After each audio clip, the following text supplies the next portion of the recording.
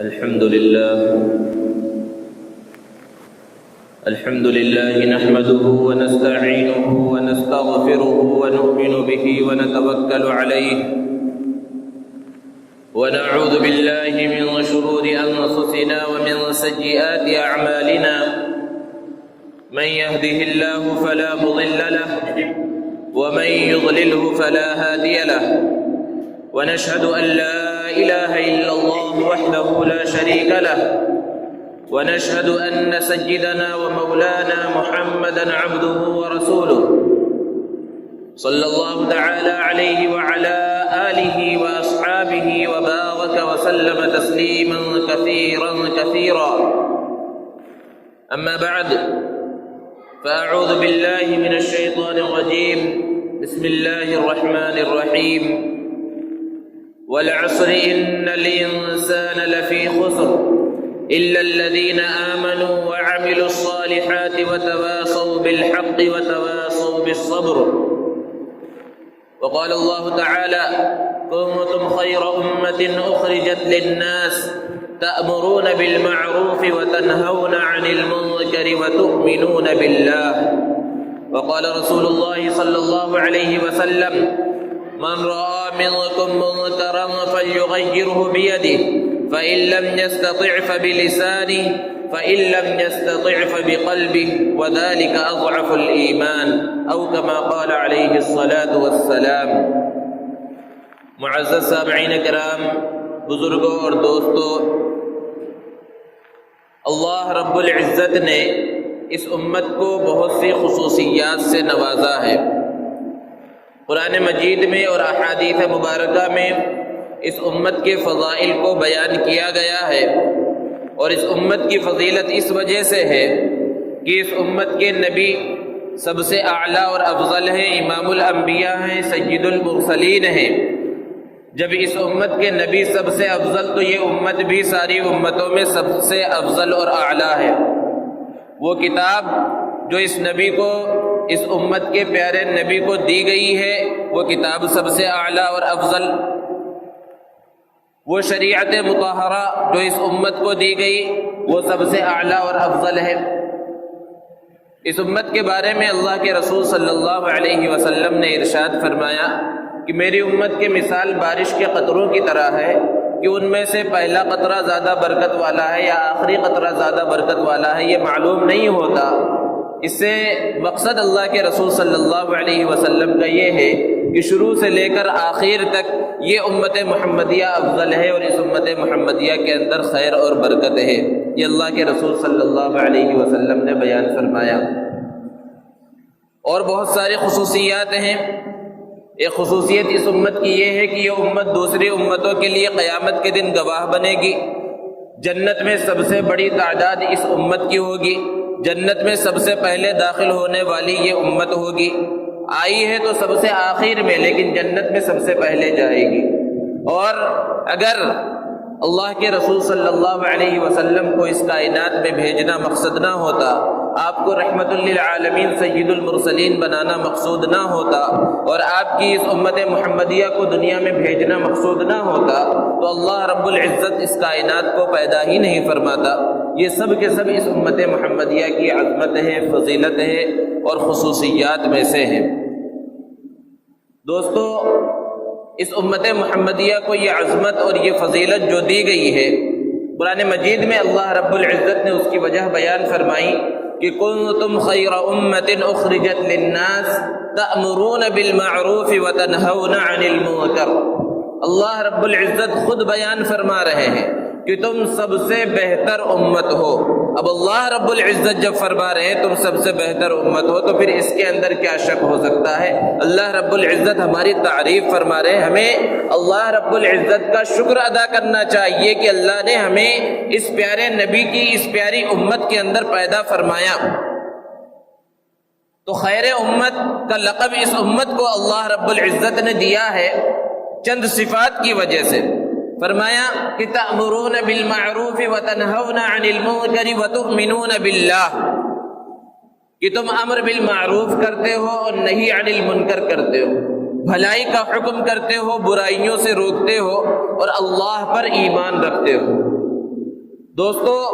سب سے بنیادی چیز تو ایمان ہے، لیکن اس آیت کریمہ کو اگر ہم پڑھیں تو ترتیب ایسی نظر آ رہی ہے کہ پہلے امر بالمعروف کا تذکرہ آیا، اس کے بعد نہی عن المنکر کا تذکرہ آیا، اور سب سے آخر میں ایمان کا تذکرہ کیا گیا۔ حالانکہ ایمان سب سے بنیادی چیز ہے، ایمان اگر انسان کے اندر نہ ہو تو وہ چاہے امر بالمعروف کرے اور نہی عن المنکر کرے، اس کا کچھ فائدہ نہیں ہوگا۔ مفسرین نے اس نقطے کو اور اس کی حکمت کو بیان کیا کہ امر بالمعروف اور نہی عن المنکر وہی شخص کرے گا جو مومن ہوگا۔ وہ جب ایمان والا ہو گیا تو وہ مسلمان ہو گیا، اب اس ایمان کو باقی رکھنا ہے اور اس ایمان کے تقاضوں کو پورا کرنا ہے امر بالمعروف اور نہی عن المنکر کے ذریعے۔ یہ اللہ رب العزت نے بیان فرمایا کہ اس امت کی جو اہمیت اور جو عظمت اور جو فضیلت ہے امر بالمعروف اور نہی عن المنکر کی وجہ سے ہے کہ یہ لوگوں کو بھلائی کا حکم کرتے ہیں اور لوگوں کو برائیوں سے روکتے ہیں۔ امر بالمعروف اور نہی عن المنکر کی حقیقت کیا ہے؟ معروف کہتے ہیں بھلے کام کو، اور امر کے معنی ہے حکم دینا، یعنی بھلائی کا حکم دینا، اور نہی عن المنکر، منکر کہا جاتا ہے کسی بھی برائی کو، گناہ کے کام کو، اور نہی کے معنی ہے روکنا، یعنی برائی کے کام سے روکنا۔ امر بالمعروف کے اندر غیر مسلموں کو دعوت دینا، مسلمانوں کو دعوت دینا، مسلمانوں کے معاشرے کی اصلاح، فرائض اور واجبات کی طرف لوگوں کو بلانا، سنن اور مستحبات کی طرف لوگوں کو بلانا، اچھے اخلاق کی طرف لوگوں کو بلانا، یہ سب امر بالمعروف کے اندر داخل ہے۔ اسی طرح نہی عن المنکر کے اندر بڑے گناہوں سے روکنا، چھوٹے گناہوں سے روکنا، ساری غلط کاموں سے روکنا، یہ سب کے سب برائی سے روکنے کے اندر داخل ہے، اور یہ اس امت محمدیہ کا فریضہ ہے، اس امت محمدیہ کی ذمہ داری ہے۔ قرآن مجید میں مختلف مقامات پر اللہ رب العزت نے اس امت کی خصوصیت ہی یہ بیان کی ہے کہ یہ امت امر بالمعروف اور نہی عن المنکر کرتی ہے۔ اللہ رب العزت نے دوسری جگہ پر بیان فرمایا الذین ان مکناہم فی الارض اقاموا الصلاة وآتوا الزکاة وامروا بالمعروف ونہوا عن المنکر، کہ اللہ رب العزت فرما رہے ہیں اگر ہم انہیں زمین میں طاقت دے دیں تو یہ لوگ ایسے ہیں نمازوں کو پابندی سے ادا کریں، زکوٰۃ دیں اور اللہ کی طرف لوگوں کو بلائے، بھلے بات کا حکم دے اور برائی سے روکے۔ یہ اس امت کی صفت اللہ رب العزت بیان فرما رہے ہیں۔ اور ایک دوسری جگہ پر، دوسرے مقام پر اللہ رب العزت نے ارشاد فرمایا کہ والمؤمنون والمؤمنات بعضهم اولیاء بعض، کہ مسلمان مرد اور مسلمان عورتیں آپس میں ایک دوسرے کے مددگار ہیں۔ یأمرهم بالمعروف وینہاہم عن المنکر ویقیمون الصلاة ویؤتون الزکاة ویطیعون اللہ ورسولہ اولئک سیرحمهم اللہ، یہ لوگ بھلی بات کی طرف بلاتے ہیں، برائیوں سے روکتے ہیں اور نماز قائم کرتے ہیں، زکوٰۃ ادا کرتے ہیں، اللہ اور اس کے رسول کی اطاعت کرتے ہیں، اور یہ وہ لوگ ہیں کہ عن قریب اللہ رب العزت ان سب پر رحم فرمائیں گے۔ قرآن مجید نے نقل کیا ہے اس بات کو کہ تورات اور انجیل میں اللہ کے رسول صلی اللہ علیہ وسلم کی صفت بیان کی گئی کہ یأمرہم بالمعروف وینہاہم عن المنکر، کہ نبی کریم صلی اللہ علیہ وسلم بھلی بات کا حکم دیتے ہیں اور برائیوں سے روکتے ہیں۔ اسی طرح قرآن مجید میں اور ایک مقام پر اس امت کی صفت بیان کی گئی الآمرون بالمعروف والناہون عن المنکر، کہ یہ امت بھلائی کی طرف بلانے والی ہے اور برائیوں سے روکنے والی ہے۔ یہ اور اس طرح کے مختلف مقامات ہیں قرآن مجید کے اندر جہاں اس امت کی یہ خصوصیت بیان کی گئی ہے کہ یہ امت اللہ کی طرف، اللہ کے پیغام کی طرف، نبی کریم صلی اللہ علیہ وسلم کے طریقے کی طرف بلانے والی ہے، امر بالمعروف اور نہی عن المنکر کو انجام دینے والی ہے۔ اسی طرح حدیث مبارکہ میں اللہ کے رسول صلی اللہ علیہ وسلم نے مختلف جگہوں پر، مختلف مقامات پر امر بالمعروف اور نہی عن المنکر کے فریضے کو بیان کیا اور ارشاد فرمایا کہ میری امت کے بعد میں آنے والے لوگ پہلے لوگوں کے یعنی صحابہ اور ان کے بعد جو تابعین اور تبع تابعین یعنی خیر القرون کے زمانے میں جو لوگ تھے، بہترین زمانے میں جو لوگ تھے، اس زمانے کے ثواب کو پہنچ جائیں گے۔ کس وجہ سے؟ نہی عن المنکر کرنے کی وجہ سے، لوگوں کو بری باتوں سے روکنے کی وجہ سے۔ یہ اللہ کے رسول صلی اللہ علیہ وسلم نے اس امت کی فضیلت کو بیان فرمایا، اس امت کی اہمیت اور خصوصیت کو بیان فرمایا ہے۔ اب یہ امر بالمعروف اور نہی عن المنکر کا حکم کیا ہے؟ یعنی کس انداز میں اس کو انجام دینا ہے اور کس کو انجام دینا ہے، کب انجام دینا ہے۔ تو قرآن مجید کا اگر ہم غور سے مطالعہ کریں تو ہمیں پتہ چلے گا کہ مؤمنین کی صفات کو اللہ رب العزت نے جہاں بیان کیا تو وہاں امر بالمعروف اور نہی عن المنکر کو بیان کیا۔ اسی لیے مفسرین نے اور علماء نے ان آیات کریمہ کی روشنی میں یہ بیان فرمایا کہ امر بالمعروف اور نہی عن المنکر یعنی بھلی بات کا حکم کرنا اور بری باتوں سے روکنا یہ فرض عین ہے۔ یعنی جیسے کہ نماز پڑھنا فرض ہے، زکوٰۃ دینا فرض ہے، روزہ رکھنا فرض ہے، حج کرنا فرض ہے، بالکل اسی طرح امر بالمعروف اور نہی عن المنکر کے فریضے کو انجام دینا بھی فرض ہے۔ لیکن اس کے دائرے کار مختلف ہو سکتے ہیں کہ کس وقت امر بالمعروف کرنا ہے اور کس وقت نہی عن المنکر کرنا ہے اور کس وقت اس سے رک جانا ہے۔ دیکھیے عبادات کی دو قسمیں ہیں، ایک عبادتیں وہ ہیں جو فرائض میں ہیں اور واجبات کے اندر داخل ہیں یعنی جن کا کرنا ضروری ہے، اور عبادت کی دوسری قسم وہ ہیں جو سنن میں ہیں اور مستحبات کے اندر اور آداب کے اندر داخل ہیں۔ تو امر بالمعروف فرائض میں اور واجبات میں فرض ہوگا، واجب ہوگا، یعنی فرائض کی طرف بلانا بھی فرض ہوگا، واجبات کی طرف بلانا بھی واجب ہوگا۔ جیسے کہ نماز کوئی نہیں پڑھ رہا ہے تو نماز کا حکم کرنا، چونکہ نماز فرض ہے تو نماز کی طرف بلانا بھی فرض ہے، زکوٰۃ فرض ہے تو زکوٰۃ کی دعوت دینا بھی فرض ہے، روزہ فرض ہے تو روزہ کوئی نہیں رکھ رہا ہے تو اسے روزے کا حکم کرنا یہ بھی فرض ہے۔ اسی طرح کچھ عبادتیں ایسی ہیں جو سنت ہیں، مستحب ہیں، تو ان کی دعوت دینا، اس کی طرف بلانا بھی سنت اور مستحب کے درجے میں ہوگا۔ اسی طرح برائیاں بھی دو قسم کی ہیں، ایک وہ برائی ہیں جو حرام ہیں اور بڑے گناہ ہیں جیسے کہ زنا کرنا، قتل کرنا، غیبت کرنا، جھوٹ بولنا، تو ان سے روکنا بھی فرض ہوگا۔ اور بعض گناہ تو وہ ہیں جو حرام اور ناجائز تو نہیں ہیں لیکن خلاف سنت ہیں، خلاف ادب ہیں، تو ان سے روکنا بھی مستحب ہوگا اور سنت کے درجے میں ہوگا۔ اسی طرح امر بالمعروف اور نہی عن المنکر فرض تو بہرحال ہے اور ہر ایک کو اپنے دائرے کار میں اس کو انجام دینا ہے، اس لیے کہ اللہ کے رسول صلی اللہ علیہ وسلم نے ارشاد فرمایا کہ کلکم راع وکلکم مسئول عن رعیتہ، کہ تم میں سے ہر شخص ذمہ دار ہے اور ہر شخص سے قیامت کے دن اس کے ماتحتوں کے بارے میں سوال کیا جائے گا، پوچھا جائے گا۔ کوئی اگر یہ سوچ رہا ہے کہ یہ فلاں لوگوں کا کام ہے، یہ مدرسے میں پڑھنے والوں کا کام ہے، یہ مسجد میں اعلیٰ مقام پر رہنے والوں کا کام ہے، یہ خطیب کا کام ہے، یہ امام کا کام ہے، یہ عالم اور مفتی کا کام ہے، تو یہ غلط فہمی ہے۔ ہر مسلمان کی ذمہ داری ہے یہ۔ اللہ کے رسول صلی اللہ علیہ وسلم نے احادیث مبارکہ میں اس کو بیان فرمایا، قرآن مجید میں اللہ رب العزت نے اس کی تفصیلات کو بیان فرمایا ہے۔ تو ہر شخص ذمہ دار ہے اور ہر شخص سے اس کے ماتحتوں کے بارے میں سوال کیا جائے گا قیامت کے دن کہ جو لوگ تمہارے ماتحت تھے کسی بھی اعتبار سے، چاہے وہ گھر والے ہوں یا کام کرنے والے ہوں یا کسی بھی اعتبار سے تمہارے ماتحت تھے اور دنیا کی باتوں میں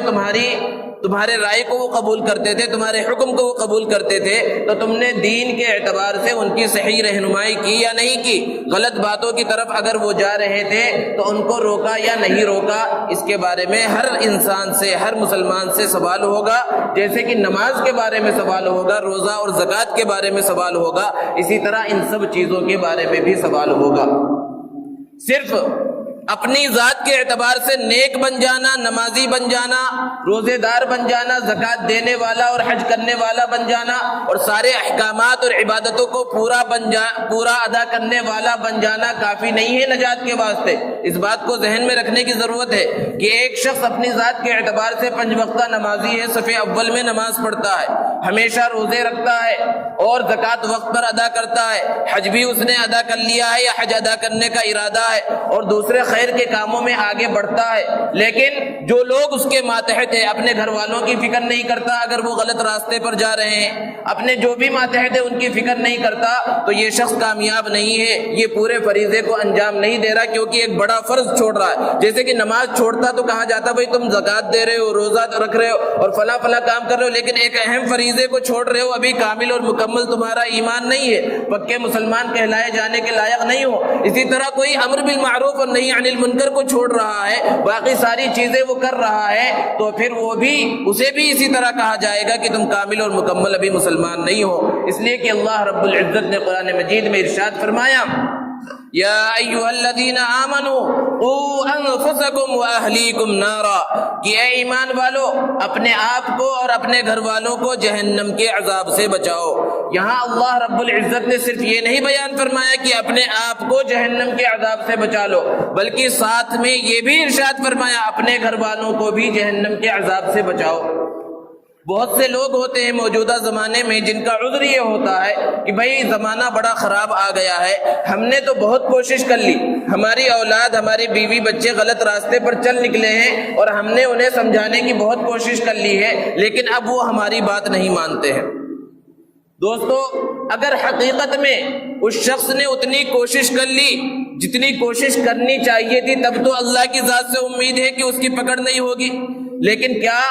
ہر شخص اپنا محاسبہ کرے کہ کیا اس انداز میں ہم نے کوشش کر لی ہے؟ دنیا کے بارے میں تو زبردستی ہم چیزوں کو منوا لیتے ہیں، اولاد سے، بیوی بچوں سے اور سب سے، تو دین کے بارے میں ہم نے اس انداز میں کوشش کی یا نہیں کی؟ اسی وجہ سے مفسرین نے اس کے اندر حکمت بیان کی کہ اللہ رب العزت نے اس آیت کریمہ میں ارشاد فرمایا نارا، نار کے معنی ہے آگ کے، یعنی اپنے آپ کو اور اپنے گھر والوں کو، اہل و عیال کو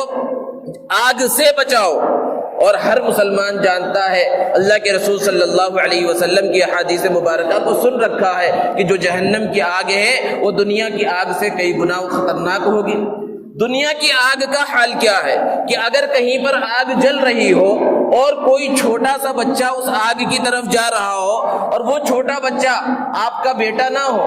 آپ کا کوئی رشتہ دار نہ ہو، آپ اسے پہچانتے بھی نہ ہو، اور ادھر بڑی آگ جل رہی ہے اور چھوٹے بچے کو سمجھ رہی ہے کہ یہ آگ جلاتی ہے یا کہ کیا کرتی ہے، اسے تو خوبصورت نظر آ رہی ہے، چمکتی ہوئی نظر آ رہی ہے، اب وہ چھوٹا بچہ آگ کی طرف جانے لگے تو کیا کوئی آدمی ایسا ہوگا جو صرف یہ کہنے پر اکتفا کرے اے بچے ادھر نہیں جانا،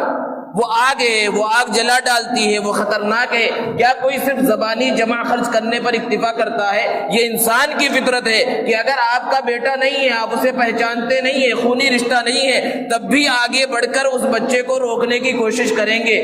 کہ یہ آگ میں جا رہا ہے، اور پھر اپنا بیٹا ہو، خونی رشتہ ہو، تو پھر کتنی زیادہ فکر ہوگی۔ اور اگر آپ نے کوشش نہیں کی اور وہ بچہ آگ کی طرف چلا گیا اور آگ میں جل کر مر گیا، تو کیا صرف یہ کہہ لینے سے آپ کو چھٹکارا مل جائے گا اور دنیا کے لوگ چھوڑ دیں گے کہ میں نے تو بڑی کوشش کی تھی، میں تو بہت بولا تھا؟ لوگ آپ کو گالیاں دیں گے، برا بھلا کہیں گے کہ اٹھ کے نہیں پکڑ سکتے تھے۔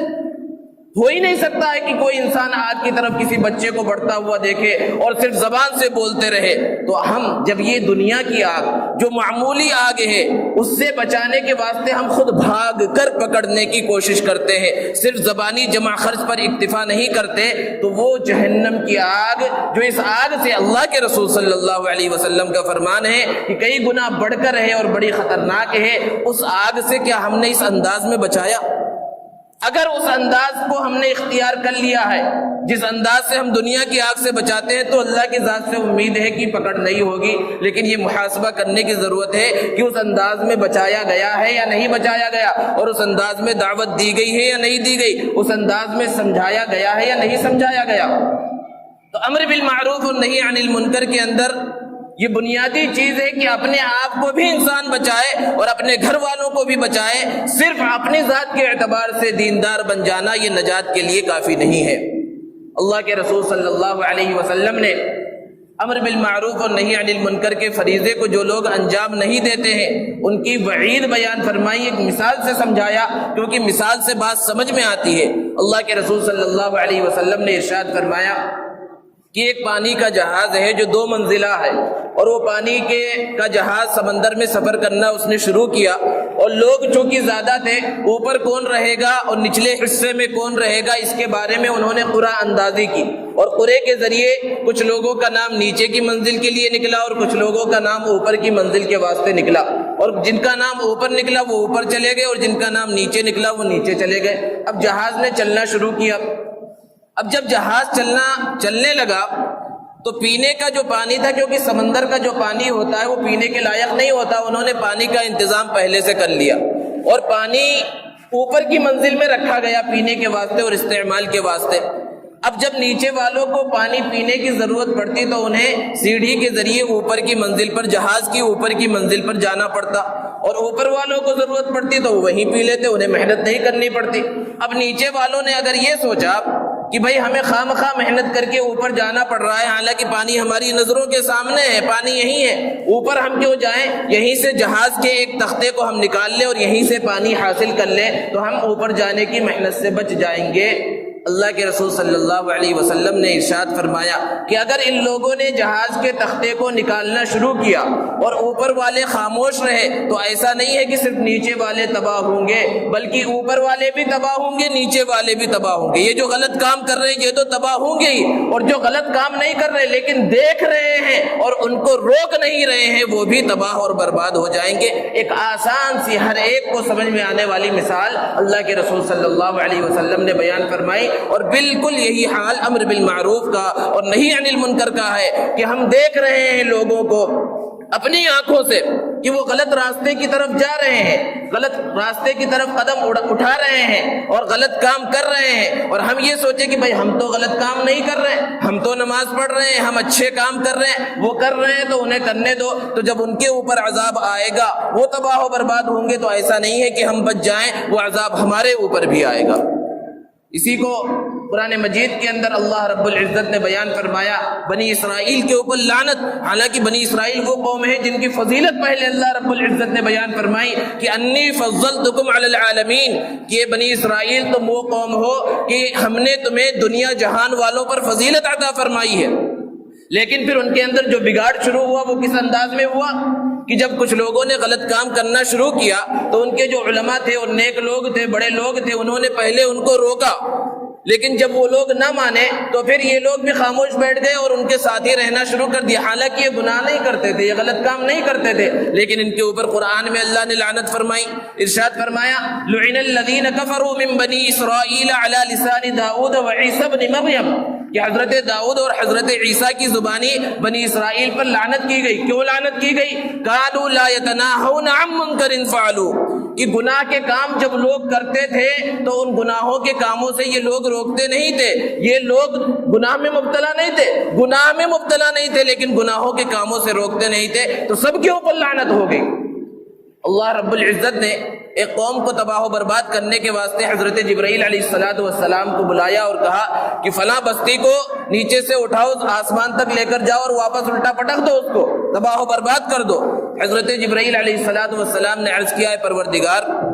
اس بستی کے اندر آپ کا ایک ایسا نیک بندہ بھی ہے جس نے پلک جھپکنے کے بقدر بھی آپ کی نافرمانی نہیں کی ہے، کیا اسے بچا لیا جائے، اسے الگ کر لیا جائے؟ اللہ رب العزت نے ارشاد فرمایا کہ جبرائیل میں بھی جانتا ہوں کہ میرا وہ بندہ ہے جس نے پلک جھپکنے کے بقدر بھی میری نافرمانی نہیں کی، لیکن اسے بھی تباہ و برباد کر دو، کیونکہ اس کی نگاہوں کے سامنے گناہ ہوتا رہا، میری نافرمانیاں ہوتی رہی، لیکن اس کی پیشانی کے اوپر بل نہیں آیا، اس لیے اسے بھی ساتھ میں تباہ و برباد کر دو۔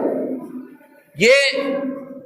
وبال ہے، یہ انجام ہے امر بالمعروف اور نہی عن المنکر کے فریضے کو انجام نہ دینے کا۔ اسی طرح ایک حدیث میں سرکار دو عالم صلی اللہ علیہ وسلم نے ارشاد فرمایا کہ اگر ہم نے امر بالمعروف اور نہی عن المنکر کے فریضے کو چھوڑ دیا اور اس کو صحیح انداز میں انجام نہیں دیا تو پھر ہماری دعائیں قبول نہیں ہوں گی۔ اللہ کے رسول صلی اللہ علیہ وسلم نے ارشاد فرمایا کہ والذی نفسی بیدہ لتأمرن بالمعروف ولتنہون عن المنکر، کہ اس ذات کی قسم جس کے قبضے میں میری جان ہے، تم ضرور بھی ضرور بھلائی کا حکم کرتے رہو اور لوگوں کو برائی سے روکتے رہو، اگر تم نے ایسا نہیں کیا تو قریب ہے جب اللہ کا عذاب آئے گا اور اس عذاب کو دیکھ کر تم اللہ سے دعا مانگنے کے واسطے بیٹھو گے تو اللہ رب العزت اس وقت تمہاری دعاؤں کو قبول نہیں کرے گا۔ تو یہ بہت بڑی ذمہ داری ہے امت محمدیہ کی، جس کو اللہ تبارک و تعالیٰ نے قرآن مجید کے اندر بیان فرمایا، اور اس ذمہ داری کے ساتھ اللہ تبارک و تعالیٰ نے اس امت کو اس دنیا کے اندر بھیجا ہے۔ لیکن اس کا یہ مطلب نہیں ہے کہ اب بغیر سوچے سمجھے ہر ایک کو بولا جا رہا ہے، کوئی بھی تھوڑا سا غلط کام کرتا ہوا دکھا، حالانکہ وہ ناجائز اور حرام نہیں ہے، ہاں خلاف سنت ہے یا خلاف ادب ہے، اب سب کے سامنے اس کو ڈانٹا جا رہا ہے، تو ہو سکتا ہے اب تک وہ چھوٹے گناہ میں مبتلا تھا، خلاف سنت کام کر رہا تھا، خلاف ادب کام کر رہا تھا، لیکن سب کے سامنے آپ کے بولنے کی وجہ سے وہ بڑے گناہ میں مبتلا ہو جائے یا شریعت کا مذاق اڑانے لگے، تو ان سب چیزوں کو سمجھنے کی اور غور کرنے کی ضرورت ہے۔ اور اسی کو اللہ رب العزت نے قرآن مجید میں بیان فرمایا، ادع الی سبیل ربک بالحکمت والموعظۃ الحسنہ، کہ اپنے پروردگار کی طرف جو تم بلاؤ تو حکمت کے ساتھ اور مصلحت کے ساتھ، اچھی نصیحت کے ساتھ، کہ کس وقت کس کو کیا بولنا ہے، کہ انسان سب سے پہلے غور کرے کہ اگر میں نہیں عن المنکر کے فریضے کو انجام دوں گا، لوگ گناہ میں مبتلا ہیں ان کو گناہوں سے روکوں گا تو کیا انجام ہوگا، ہم لوگوں کے مزاج سے واقف ہو۔ اور اگر انسان یہ سمجھ رہا ہو کہ اگر میں فلاں کو گناہ سے روکوں گا جس گناہ کے اندر وہ مبتلا ہے تو ممکن ہے وہ میری بات مان لے، تو پھر ایسے موقع پر روکنا ضروری ہو جاتا ہے، اسے بتانا ضروری ہو جاتا ہے۔ لیکن ہمیں یہ شک ہو کہ یہ تو بڑا الہڑ قسم کا آدمی ہے، سخت آدمی ہے، بات بات پر لوگوں کو گالیاں دیتا ہے، اسے معلوم بھی ہے، اور پھر یہ سمجھ رہا ہے کہ اگر میں نے اسے روکا تو ہو سکتا ہے شریعت کے کسی حکم کی وہ کسی حکم کا مذاق اڑا دے اور خلاف ورزی کر لے۔ ابھی تک تو صرف انجام نہیں دے رہا ہے، اچھے کام نہیں کر رہا ہے، لیکن ہو سکتا ہے وہ شریعت کے کسی حکم کا مذاق اڑائے، اور شریعت کے کسی حکم کا مذاق اڑانا انسان کو اسلام سے خارج کر دیتا ہے۔ تو ایسے موقع پر نہیں عن المنکر کے فریضے سے رک جانا ضروری ہے، ایسے موقع پر اسے نہیں بتانا چاہیے۔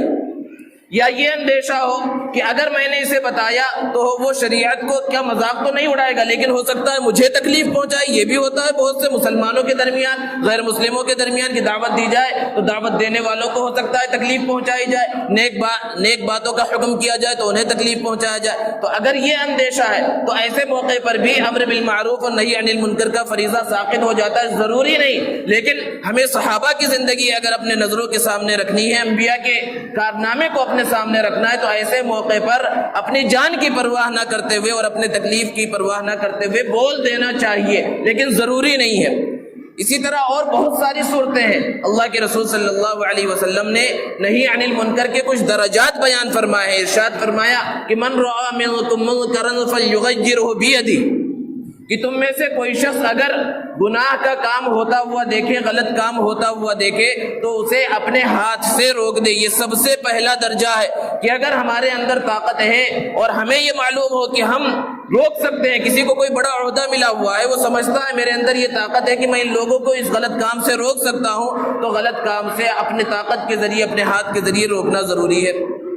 پھر آگے ارشاد فرمایا فَإِن لَّمْ يَسْتَطِعْ فَبِلِسَانِهِ، اگر ہاتھ سے روکنے کی طاقت نہیں ہے، اسے یہ اندیشہ ہے اگر جا کر میں اپنی طاقت سے روکنے کی کوشش کروں گا تو فتنہ اور فساد پھیل جائے گا، تو پھر اپنی زبان سے روکے، بول کر روکے، قلم کے ذریعے روکے، جس انداز میں روک سکتا ہے روکے۔ لیکن اسے یہ اندیشہ ہے کہ یہ بھی میرے اندر طاقت نہیں ہے، فَإِن لَّمْ يَسْتَطِعْ فَبِلِسَانِهِ، زبان سے روکنے کی بھی طاقت نہیں ہے، فَبِقَلْبِهِ، تو اپنی دل سے روکے، اپنے دل سے اس کو برا سمجھے۔ یہاں ایک اشکال ذہن میں آ سکتا ہے کہ جس کو اللہ نے زبان دے دی ہے تو زبان سے طاقت نہ ہونے کا مطلب کیا ہے؟ دو بول تو کوئی بھی زبان سے بول سکتا ہے، زبان سے بول دینا تو ہر ایک کے لیے آسان ہے، لیکن موقع محل دیکھنا اصل چیز ہے کہ اگر میں اس وقت کچھ بولا تو کیا اس بولنے کی وجہ سے کچھ فتنہ اور فساد تو نہیں ہو جائے گا؟ اگر فتنہ اور فساد ہونے کا اندیشہ ہے پھر بھی یہ بول رہا ہے، تب یہ غلط کام کر رہا ہے، اس کو اچھے سے سمجھنے کی ضرورت ہے۔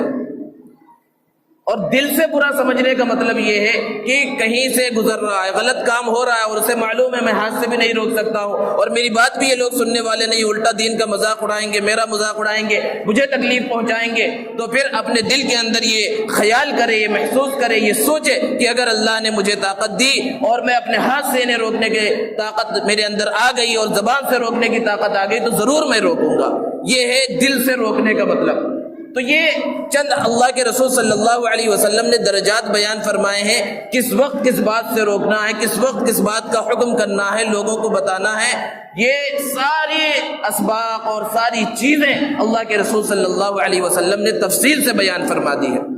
اور دوستو، دعوت اسلام جو غیر مسلموں کے اندر ہو یا اصلاح کی دعوت جو مسلمانوں کے اندر کی جائے، ان سب کے اندر نرمی سب سے زیادہ ضروری ہے۔ اللہ کے رسول صلی اللہ علیہ وسلم کی جو صفات تھی ان صفات کو اپنانا بہت زیادہ ضروری ہے، اور اس کے لیے سب سے بنیادی چیز ہے حلم کا ہونا، تحمل اور برداشت کا مادہ ہونا۔ اللہ کے رسول صلی اللہ علیہ وسلم کے اندر جیسا حلم تھا کہ ایک شخص اللہ کے رسول صلی اللہ علیہ وسلم کے پاس آیا اور اس نے اس انداز میں سوال کیا، اللہ کے رسول مجھے زنا کی اجازت دیجیے۔ ذرا تصور کیجئے کتنا سخت سوال ہے۔ آج اگر مسجد کے اندر آ کر کسی سے پوچھا جائے اس انداز میں بھئی مجھے غلط کام کی اجازت دو، تو لوگ مارنے کے واسطے دوڑ پڑیں گے اس کو، لیکن اللہ کے رسول صلی اللہ علیہ وسلم کی پیشانی مبارک پر ذرہ برابر شکن نہیں آئی، اور اللہ کے رسول صلی اللہ علیہ وسلم نے اس کو بڑے حکیمانہ انداز میں سمجھایا۔ اسی طرح ایک شخص نے اللہ کے رسول صلی اللہ علیہ وسلم سے کہا کہ اللہ کے رسول میں آپ پر ایمان لے آیا ہوں لیکن میں 4 گناہوں کے اندر مبتلا ہوں اور چھوڑوں گا بھی نہیں، صرف ایک گناہ کو چھوڑوں گا۔ ذرا تصور کیجئے کہ کیا انداز ہے، لیکن اللہ کے رسول صلی اللہ علیہ وسلم کے اندر حلم تھا، بردباری تھی۔ تو یہ نرمی کا ہونا کہ انسان کے اندر نرمی ہو، اسی کو اللہ کے رسول صلی اللہ علیہ وسلم نے ارشاد فرمایا، یسروا ولا تعسروا،